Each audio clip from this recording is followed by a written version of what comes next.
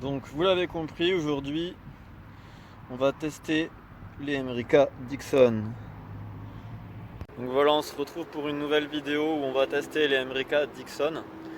Donc on n'a pas arrêté de m'en parler, blablabla, c'est des super chaussures, machin truc. America c'est des bonnes chaussures avec un bon board feeling, mais il y a des trucs qui sont pas ouf au niveau du collage des semelles par exemple, qui se détériorent facilement, tout ça. C'est pas fifou en vrai. Donc voilà. Moi j'aime pas America, mais bon c'était ce qu'il y avait de moins cher, donc j'ai pris. Et voilà quoi. On va tester ça, je vais vous faire un petit test de ces fameuses America Dixon. Allez, on y va. Alors, petit plan sur la semelle intérieure, très important d'examiner ça. Donc c'est à peu près comme toutes les semelles America, hein.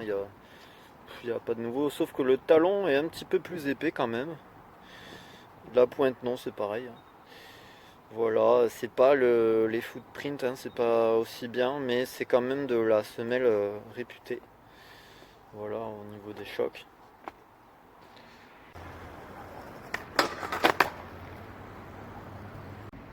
Donc là on se retrouve au skatepark de Brandoa, mon skatepark favori. Donc voilà, c'est mon skatepark préféré au Portugal.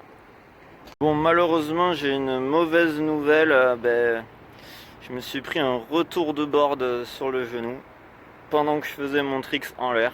Donc je vais vous faire quelques tricks. Je vais vous faire quelques tricks, mais ce sera pas la folie quoi. Voilà, juste histoire de tester la chaussure. Je l'ai testé là pendant 2 jours, donc je vais pouvoir vous donner un avis quand même.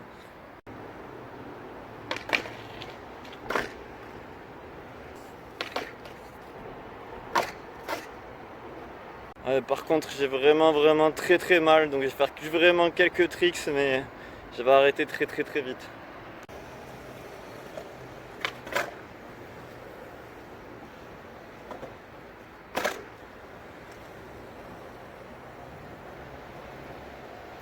Donc pour donner un avis sur cette paire de chaussures, donc pour faire simple, oula excusez-moi hein, ça bouge beaucoup. Donc c'est une paire de chaussures qui est intéressante au niveau du board feeling, comme toutes les semelles vulcanisées. Sauf que il y a le même problème que les Adidas, vous savez, où il n'y a pas un très bon maintien cheville. J'ai dû enlever les semelles d'origine pour mettre des semelles plus basses pour que la cheville soit un peu plus maintenue. Parce que vraiment c'était pas maintenu, elle était trop libre, c'est juste pas possible. Tu te fais un entorse à la cheville à tous les coups, sur n'importe quel tricks quoi, limite.